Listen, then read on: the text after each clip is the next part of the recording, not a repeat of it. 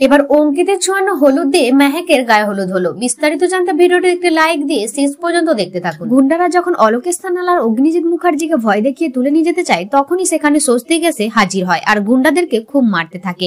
এরপর স্বস্তিক তাদের মেরে সেখান থেকে তাড়িয়ে দেয় আর গীতাকে ফোন করে বলে, গীতা, আমি অলোকেশ সান্যালকে বাঁচিয়ে নিয়েছি। সেটা শুনে গীতা খুব খুশি হয়। এরপর দেখা যায় মেহেক অগ্নিজিৎ মুখার্জিকে ফোন করে বলে, পাপা, তুমি তাড়াতাড়ি বাড়ি ফিরে এসো।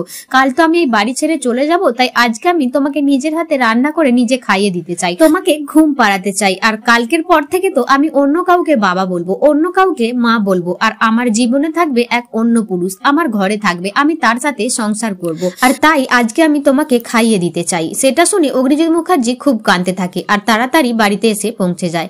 এরপর মেহেক নিজের হাতে তার বাবা খাবার পরিবেশন করে দেয়। এরপর অন্যদিকে দেখা যায় অঙ্কিতের গায়ে হলুদের অনুষ্ঠান শুরু হয়। ঠিক তখনই বড়বাবু অঙ্কিতের বাবাকে ফোন করে বলে, আপনাকে এখনই একবার থানায় আসতে হবে। তখন অঙ্কিতের বাবা বলে, কেন, আমি কি অপরাধ করেছি? তখন বড়বাবু বলে, সঞ্জয় চৌধুরী কেসের ব্যাপারে আপনাকে কিছু জিজ্ঞাসাবাদ করা হবে, আর আপনি যদি না আসতে চান তাহলে আপনাকে কিন্তু ফোর্স দিয়ে তুলে আনা হবে।